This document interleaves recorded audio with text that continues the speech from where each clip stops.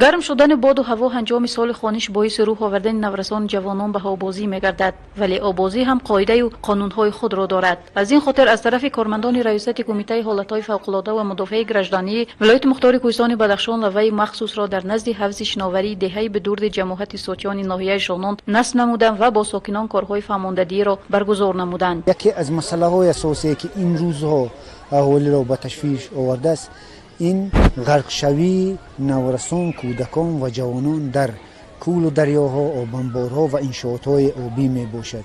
باید قید نمود که وابسته به همین دوره سال گذشته در حدود ولایت 9 حالت غرق شوی یعنی از بی‌احتیاطی یا خود رعایت نکردن قاعده‌های آببازی یعنی حالت‌های غرق شوی یعنی به قید گرفته شدند.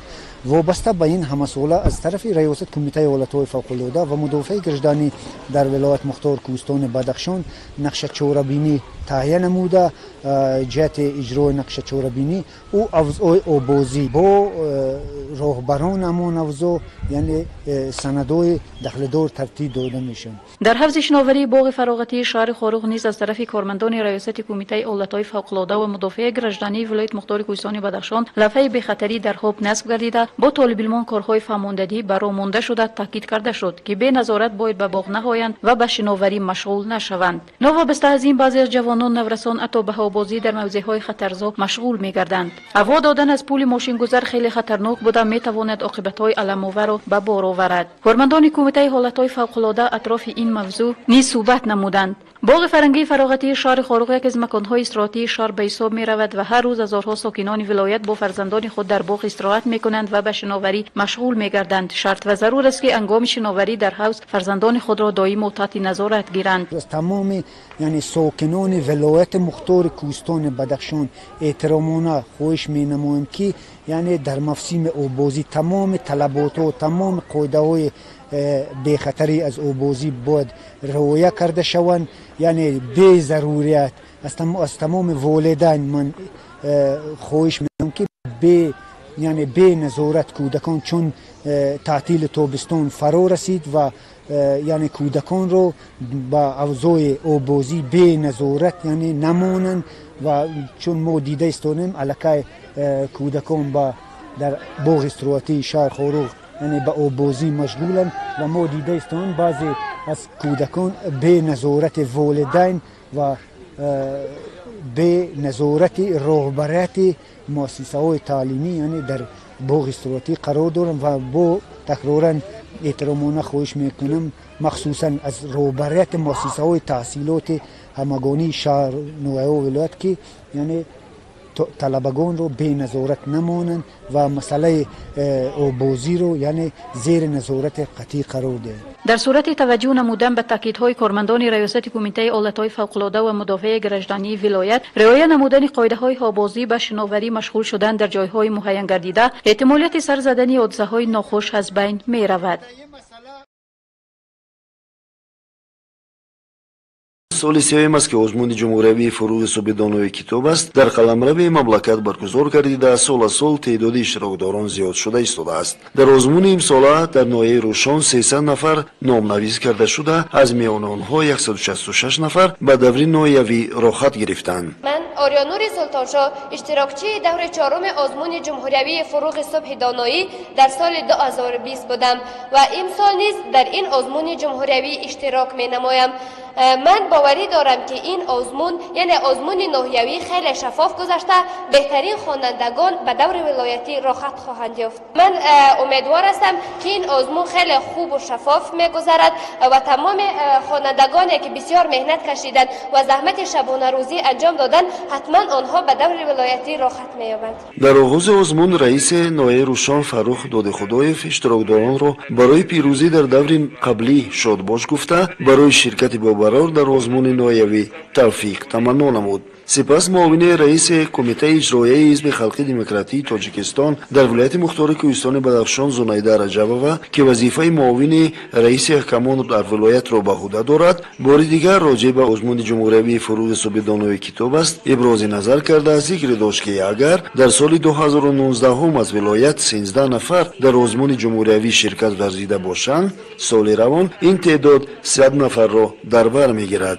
чунин имконият шароити зиёд намудани намояндагӣ дар озмун ро аз ҳисоби хонандагони беҳтарин муҳайё месозад. инчунин дигар қайд карда шуд ки озмун ба таври шаффоф доир мегардад ва ҳакамон беҳтаринҳоро танҳо аз ҳисоби заҳмат, маҳорат ва сатҳи баланди донишандӯзӣ баҳогузорӣ хоҳанд намуд.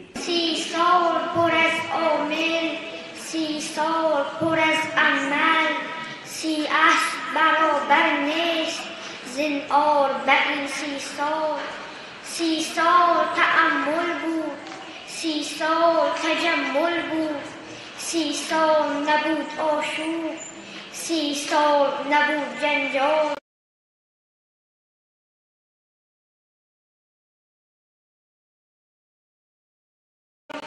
سی سال که وحدت بود، وحدت گلی دولت بود، 30 سال وطن گل کرد از نکهت استقلال. озмунро хонандаи муассисаи таҳсилоти миёнаи умумии рақами 37-уми рӯстои Япшорве водии Бартан гусна оғоз бахшид. ҳар як довталаб бо лаҳни ширин шеърҳоро дар расми ватан, ваҳдати миллӣ,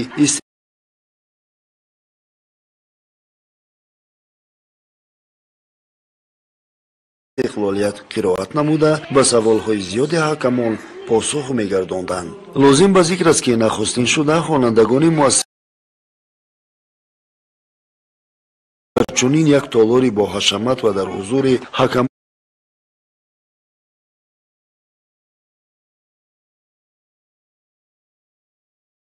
ҳамсабақон кори осон нест. иштироккунандаи озмун Анис Ниёзов баромади хешро бо қироати шеъри «Бартанг марав ки роҳи Бартанг хатар аст» оғоз намуда изҳор дошт ки бо нерӯи созандаи мардуми тоҷик ин шеър қадри худро аз даст дода имрӯз Бартанг ободу зебо гардидааст. بیا که مسند هوران است، یک گوشه چون بهشت گویستان است، هر سبزه چو بنگری گیاهی عشق است، اینجا گل مهر با لب خندان است. برتن بیا مترس مردانه بیا، چون دست عزیز ما به ارخانه بیا. برتن بیا که این دیاری من و توست، برتن به ملک بیا، به ملک افسانه بیا. албатта расидан ба чунин пешравиҳо заҳмати ҳаррӯзаро тақозо мекунад. дар баробари падару модар омӯзгорон низ дар ин ҷода муваффақ мебошанд. انیسی کنج تنهایی کتاب است، فروغ صبح دانایی کتاب است. امروز ما تاجیکان خوشبخت‌ترین ملت هستیم که در چنین سرزمین عمری به سر میبریم و ما از جماعت برتنگ امروز در این آزمون فروغ صبح دانایی ناحیوی اشتراک میکنیم. از مؤسسه نامری 24 9 نفر خوانندگان امروز در این آزمون فروغ صبح دانایی اشتراک می نمایند و دانش و مهارت و ملکه خود را برای اعضای حکمان نشان داده ایستادند. خوشبختانه در طول 3 سال است که از مکتب مؤسسه رقم 24 در آزمون فروغ صبح دانایی اشتراک میکنند. ما منداری خودمان را برای حکومت جمهوری تاجیکستان، برای پیشوای ملت امام علی رحمه میرسانیم که چنین آزمون های بسیار را برای ما مهیا میسازد و ما نیز در این آزمون ها اشتراک نموده دانش و مهارت و ملکه خود را صیقل داده ایستاده ایم. این برای پیشرفت جامعه، برای زندگی آینده ما نقشی مهمی را میبازد. تونس روزی 26 نفر خوانندگان مؤسسه‌های تعلیمی نایه برآمد نموده دانش اندوخته خویش را پیشکشی حکمان گرداندند. با گزاری از روی طلبات مقررات آزمون صورت گرفته بهترین ها با چپک زنی ها نیز قدردانی گردیدند. این آزمون امروز در نایه گذشته ایستاده هستیم، باعث خرسندی همه ما است و در آزمون زیاده از 160 نفر اشتراک میکنند و تا حالا ما قریب 30 نفر اشتراکچی رو دیده برآمده. لیکن مهم از همه آن است که خوانندگان توانستند که به کتابخوانی جلب شوند و بسیار خوانندگان از دهه‌های دوردست برتنگ خصوصا از جماعت سوناب قریب 30 نفر اشتراک کردند. آنها خیلی خوب تیاری دیده ایستادند با وجود آنی که شرایطشان آنقدر خوب نیست. حتی یک خواننده گفت که ما در دهه ما کتابخانه نداریم، با وجود این آنها توانستند که در این آزمون خیلی خوب اشتراک نمایند و خیلی خوب تیاری دیدند. بهاگذاری البته خیلی شفاف است، چون که ما همه طرفه اشتراکچیان رو دیده میبراییم. خیلی آنها مهارت سخنوری برای آنها از همه مهم است. مهارت سخنوریش رو دیده میبراییم، شرح لغت و طرز قرائتش رو دیده میبراییم و ما البته تا اندازه کوشش میکنیم که بهاگذاری شفاف به کودکان مانیم، چون که اونا خیلی زحمت کشیدن، خیلی محنت کردن. даври ноявии озмун баъди нисфрӯзӣ идома ёфта толибилмони макотиби ноҳияи рӯшон дар назди ҳакамон аз рӯи талаботи шартҳои озмун баромад карданд. дар ҷанбасти озмун беҳтаринҳо барои ширкат дар даври вилоятӣ роҳ хат гирифтанд. جای گذراندن چاره‌بینی‌های اپراتیوی جستجویی از جانب ریاست کمیته دولتی امنیت ملی جمهوری تاجیکستان در ولایت مختار کوهستان بدخشان 11 یونیو سال 2021 شهروندان شیردل رمزی روشرویجوی سال تولد 1983 زاده و استقامت کننده شهر خاروق اویلدار صاحب دو فرزند قبلا با ماده‌های 201 قسم 1 244 قسم 1 کدکس جنایتی جمهوری تاجیکستان سود شده است. محمدزیف اتم خورمویچ سال تولد 1990 زاده و استقامت کننده محله تیرچی شهر خاروق ملتش تاجیک مجرد هنگام بارای قاچاق انتقال دادن مقدار معینی واسطه‌های نشدار از جمهوری اسلامی افغانستان و جمهوری تاجیکستان در خط سرحد دولتی منطقه دهه پیش جماعت در مورخت ناحیه شغنان دستگیر گردیدند. شیردلو رمزی با سپارش و مبلغ‌گذاری سابق سرکردگان گروه‌های متشکل جنایتی نشجلوب شهر خاروق از سال 1999 تا 2001 در مدرسه‌های دینی شهر پشاور جمهوری اسلامی افغانستان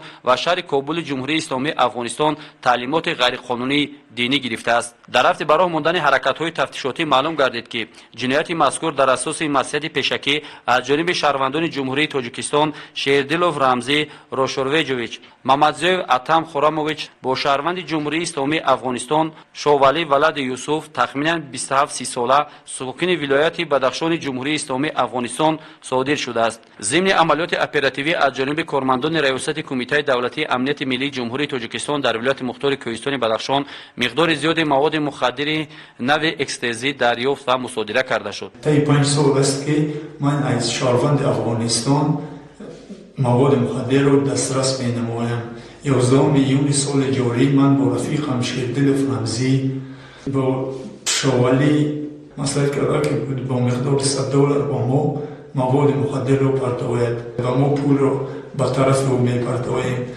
در لب دریای 5 هنگام داد و گرفت مواد مخدر ما از طرف کارمندان حفظ حقوق دستگیر شدیم. چند سال است که مواد مخدر از شهروندان افغانستان توسط سرحد خریداری میکنند.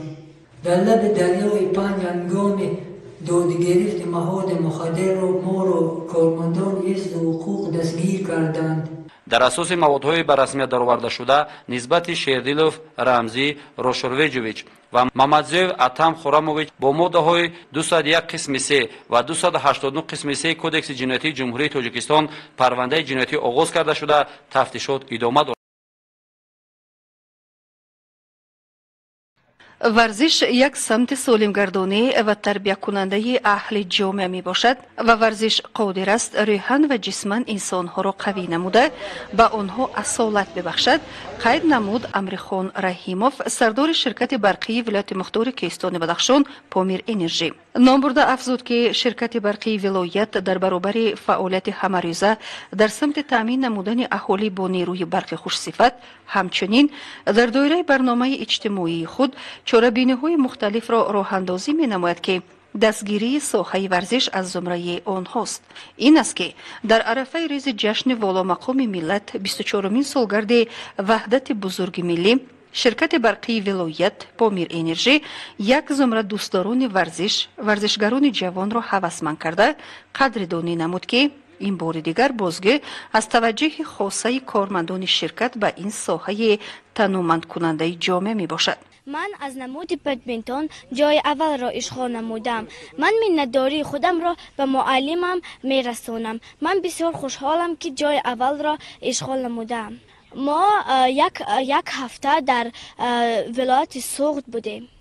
ما در ولایت سوخت بسیار سیر و گشت کردیم و به ما بسیار معقول بود. من در ولایت سوخت دوستهای نهایت مهربان را پیدا نموده ام.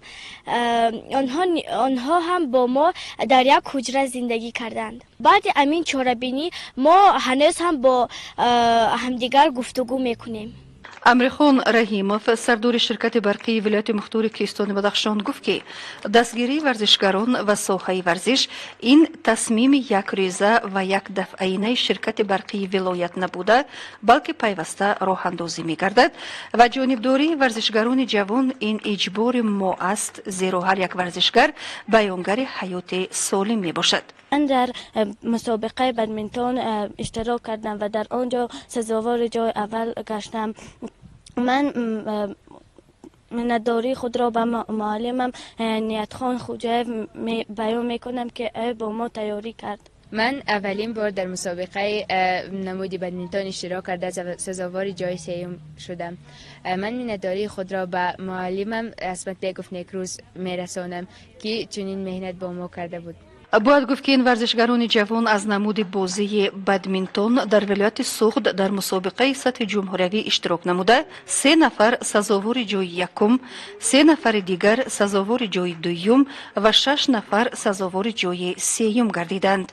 گرچنده که این بازی در ولایت تا حالا آنقدر معمول نگردیده است، نوابسته از این ورزشکاران توانستند با موفقیت در این چاره‌بینی ها اشتراک نمایند و همچنین صاحب جایهای افتخاری گردند که این البته باعث افتخار ورزشی همه ساکنان ولایت می باشد. شرکت پامیر انرژی چنین اقدام ها را به اعتبار می گیرد و چون آنها ورزشکاران را در همه ساحه ها دستگیری می کند و امسال هم ما تصمیم گرفتیم که ورزشکاران ساحه بدمینتون را از جهت کمک دستگیری نماییم و برای ورزشکارانی که صاحب جایهای یکم گردیدند تحفه ها به مبلغ 1500 سامانی، برای جایهای دوم 900 سامانی برای 3 نفر و برای جایهای سوم 1200 سامانی که در عموم این مبلغ زیاده از 3000 سامانی را تشکیل می‌دهد کمک نماییم. باید گفت که بدمینتون نمود بازی ورزشی المپی می باشد و فدراسیون بدمینتونچیون در ولایت مختار کوهستان بدخشان سال 2019 تشکیل یافته است. رئیس فدراسیون بدمینتونچیون ولایت نیکروز اسمت بیکوف قید نمود که در طول فعالیت 1.5 ساله فدراسیون توانستیم در سال 2020 14 مدال و این سال 2021 12 مدال را به ولایت وارد نماییم. نیت داریم که امسال در ماه آگوست مسابقه بدمینتونچیون را در شهر خاروغ برگزار نماییم. این زمان قریب 80 کودک در 2 گروه در نزد مکتب مخصوص بازی‌های ورزشی شهر خاروغ از نمود بدمینتون تمرین دارند. امرخان رحیموف سردور شرکت برقی ولایت پامیر انرژی قید نمود که بازی بدمینتون یکی از آن نمودهای ورزش است که چالاکی، هوشیاری و زیرکی، تفکر و منطقیت رفتار همبستگی جسم و روح را معرفی می سازد.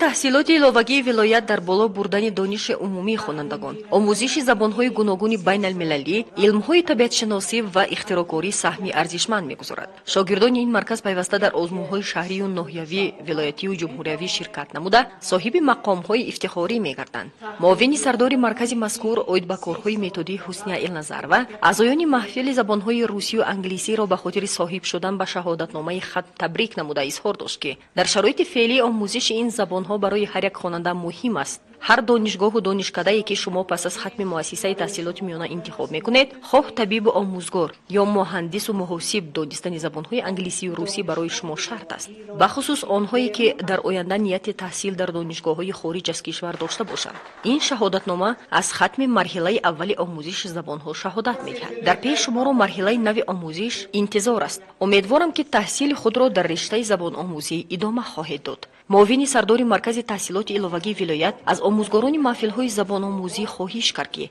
شیوه اصول‌های درسدهی را باز هم بلند برداشته برای از خود کردن این زبان‌ها با کودکان و نورسان بیشتر همکاری نمایند. اعضایان محفل پس از گرفتن شهادتنامه به آموزگاران خود اظهار منتداری نموده وعده دادند که من بعد نیز در درس‌ها فعالانه شرکت نموده نام مرکز و آموزگاران خود را بلندتر می‌بردارند.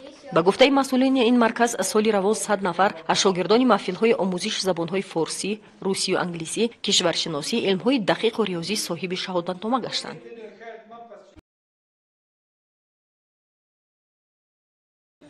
مسابقه ورزشی از نمود فوتبال خرد میان 8 دسته‌های کارمندان طب در شهر خورغ دایر گردید. در مسابقه دسته‌های بیمارخانه ولایتی 1، دسته ناحیه راشقله، ناحیه شغنان و بیمارخانه ولایتی 2 مرکز نظارتی دولتی سانیتاری اپیدمیولوژی شرکت ورزیدند. مسابقه طول یک هفته ادامه یافته دسته‌های بهترین به بازی فینالی را خط گرفتند. لازم به یادآوری است که مسابقه با ابتکار کمیته اتفاق کسبه بیمارخانه ولایتی برگزار گردیده. هدف از برگزار نمودن آن تشکل طرز حیات سالم و رشد ورزشمند داد گردید.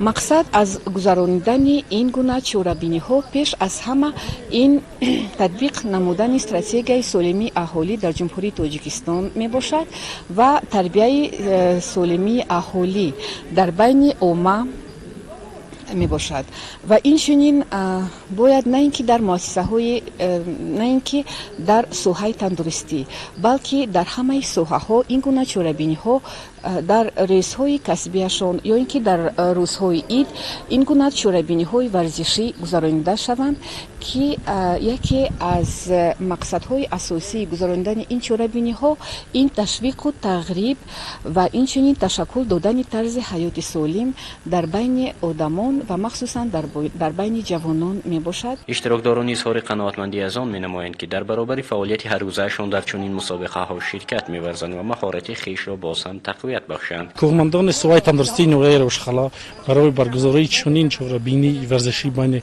دسته‌های ولایت بازی فوتبال منتداری خویش را برای ریاست تندرستی ولایت و کمیته اتفاق کسبه ولایت بیان می نماییم. در چنین مسابقه ما تونستیم صاحب جای اول گردیم. در بازی فینالی دسته‌های ناحیه راشقله و دسته بیمارخانه ولایتی 1 با هم سبقت نموده دسته ناحیه راشقله غالبیت را کسب نمود. غالبان مسابقه با افتخارنامه و مدال‌ها و مکافات پولی از جانب دستاندرکاران مسابقه قدردانی گردیدند. تشکیل چنین مسابقه‌های ورزشی همچون یکی از نمودهای مهمترین ورزش مساعدت نموده. در آینده نیز چنین بازی‌های ورزشی برای جلب هرچه بیشتری هواداران این نمود ورزش خدمت خواهند نمود. نخست سردار ریاست رشد اقتصاد و سودای مقامات اجرایی حکومت دولتی ولایت امام نظر حق نظرов بابت خواجگی ولایت به دوره تیر ماه و زمستان سالهای 2021-2022 معلومات داده عرض داشت که ریاست طبق نقشه چوره‌بینی‌های تصدیق گردیده فعالیت را به راه مانده ایستاده است و امسال برای معتدل پس سرنمودن فصل تیر ماه و زمستان مشکلات جای داشته را برطرف خواهد نمود.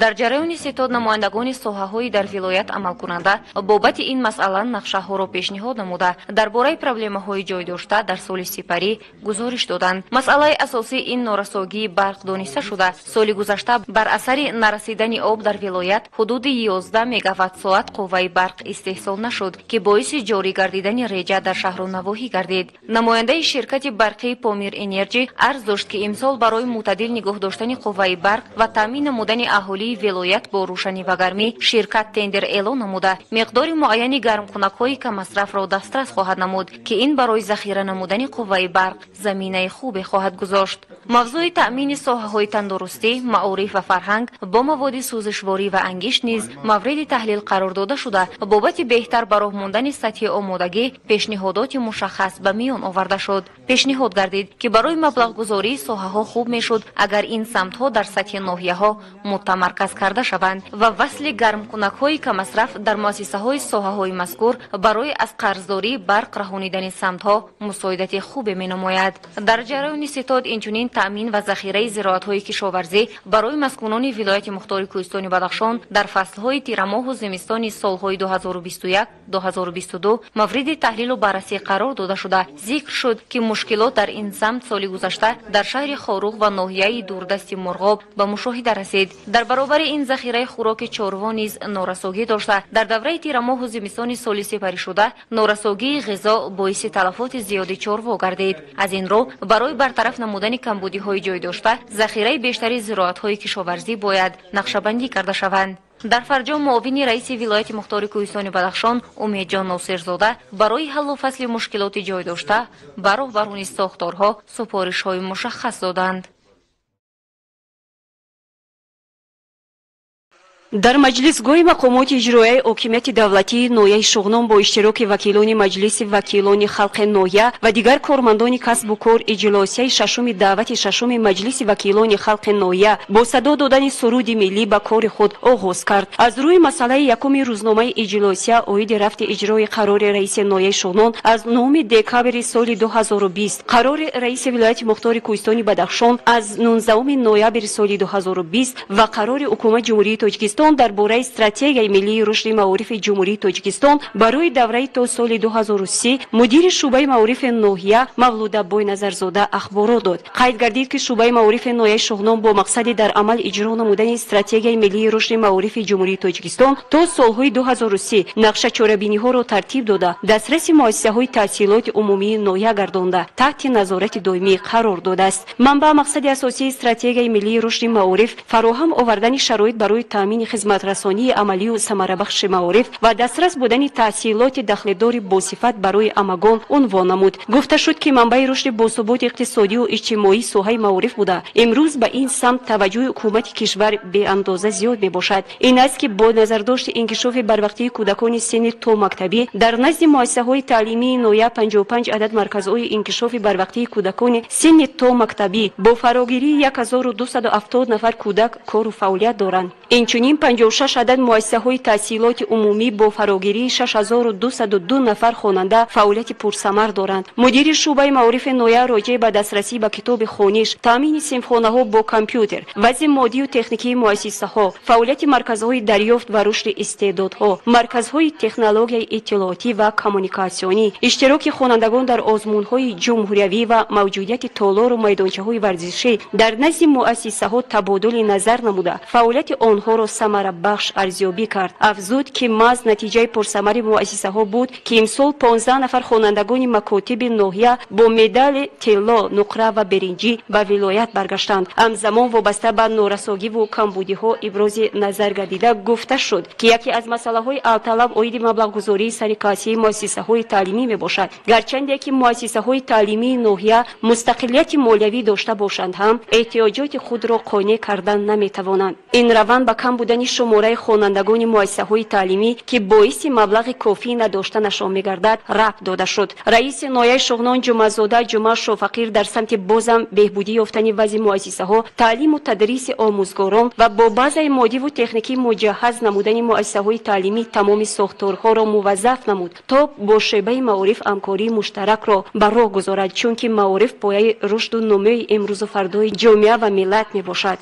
вобаста ба рӯзномаи якуми иҷлосия вакилон аз авзаи интихоботии варшез, шитам ва тишор, дарвозев, аноятшоҳ муборакшоев ва ҷумла рамазонова аз дастовардҳои авзаҳо сухан намуда дар робита ба мушкилоти мавҷуд буда дархостҳои судманд ба миён гузошта шуд. дар робита ба стратегияи миллии рушди маорифи ҷумҳурии тоҷикистон барои то соли 2030 сардори раёсати маорифи вилоят Одинашон Мардов баромад намуда арз дошт ки имрӯз дар Бадахшон ба нерӯи зеҳнӣ ва ақлонии кӯдак таваҷҷӯҳи беш аз пеш равона гардида маорифи вилоят ин ҳадафро вазифаи меҳварӣ ва ҷонии худ қарор додааст. сардори раёсати маорифи вилоят дар муқоиса ба дигар минтақаҳои пешрафтаи мамлакат захираи зеҳнии насли навраси вилояти мухтори кӯҳистони Бадахшон мин ҷумла донишу малакаи кӯдакону наврасони ноҳияи шуғнонро мусаввӣ шумурда бо факту далелҳои дақиқу саҳеҳ муваффақиятҳои хонандагонро дар озмунҳои ҷумҳуриявӣ номбар намуд. гуфта шуд ки соли 2021 бо 84 медал хонандагон ба вилоят баргаштанд ва фисади зиёди эшонро хонандагони макотиби ноҳияи шуғнон мебошанд ки ин муҷиби ифтихор барои кулли сокинони вилоят тамом мебошад. роҳбарияти маорифи вилоят мушкилоти аслии соҳаи маорифро дар интихоби нодурусти касб арзёбӣ намуда гуфт ки ин раванд манбаи бекорӣ дар Бадахшон шуда метавонад ва аз озирин даъват ба амал овард то ки вобаста ба интихоби касб бо фарзандонаш сахтгиру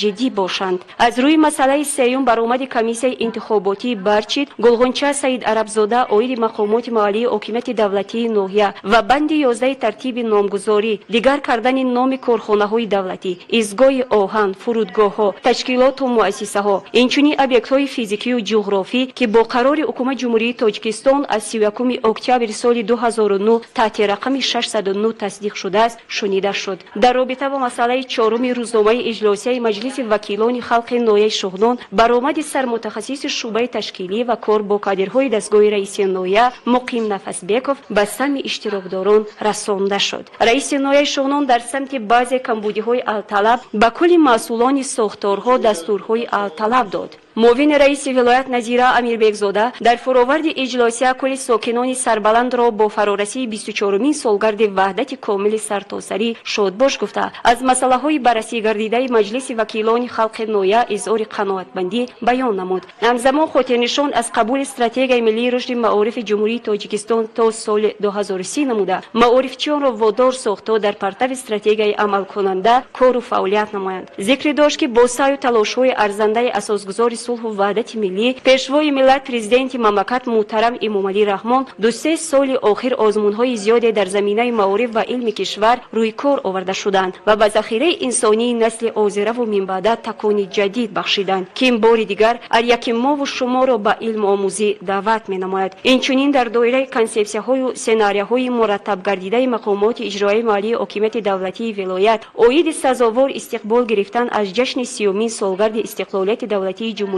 تاجیکستان سپارش‌های مشخص را پیشنهاد نمود. بعد بررسی و محاکمه روزنامه اجلاسیه ششم دعوت ششم مجلس وکیلان خلق نوحیه به کار خود پایان داد.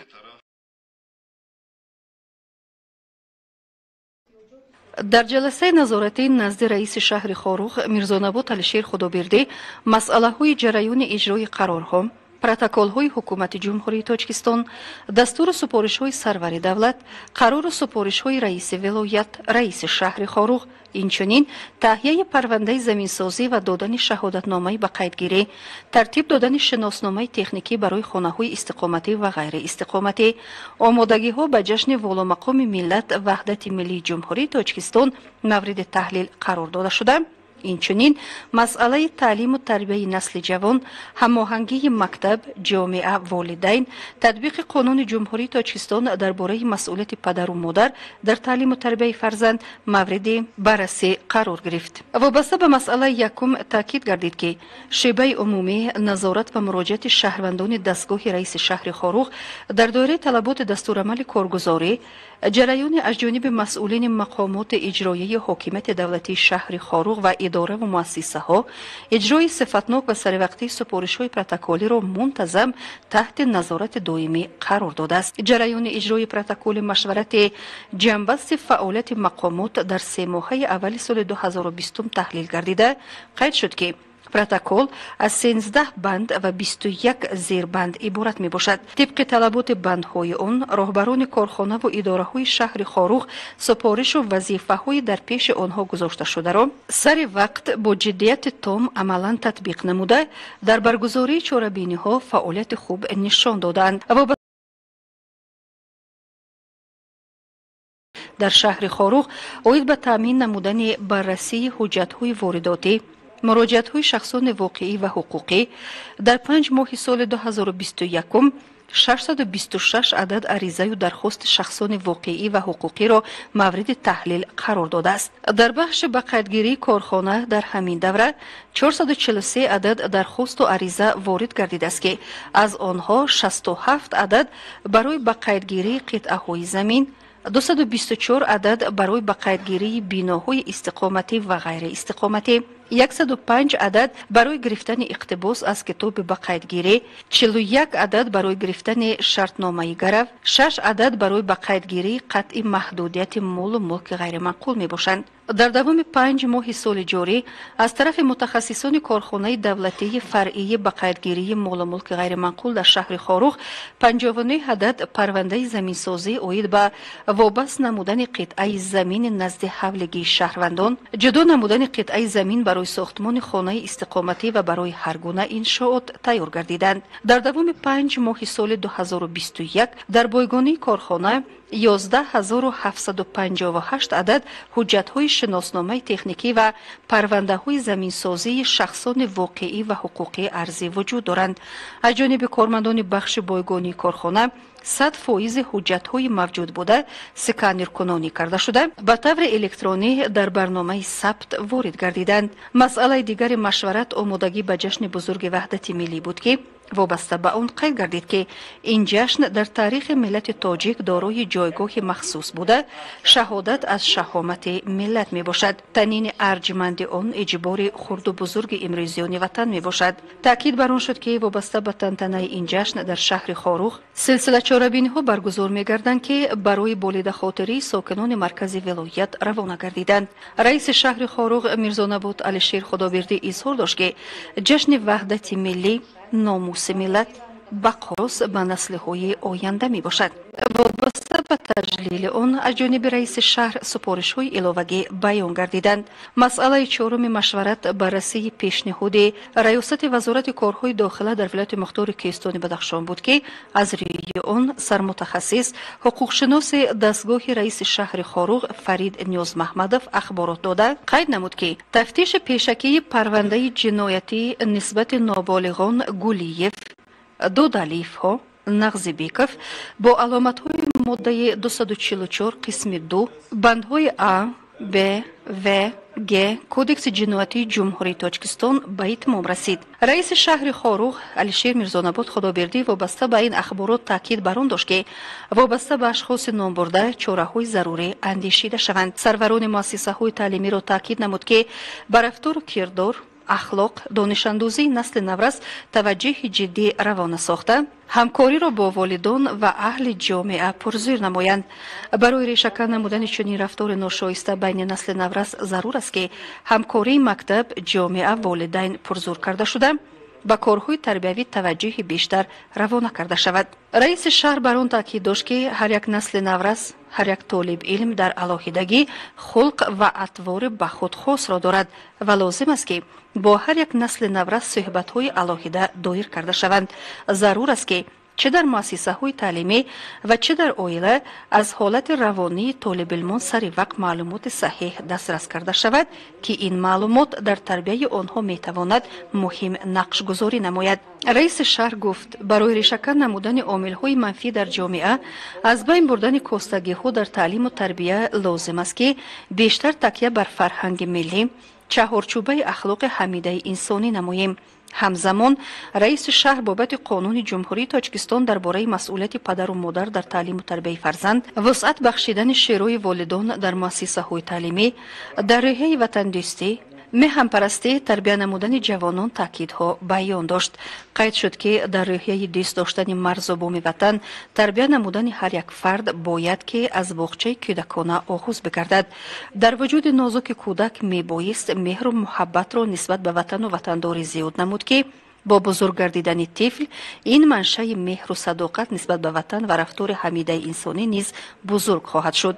дар интиҳои ҷаласа нисбат ба дигар самтҳои рушди ҷомеа вусъати корҳои созандагӣ ва ободонӣ супоришҳои қатъӣ садо доданд.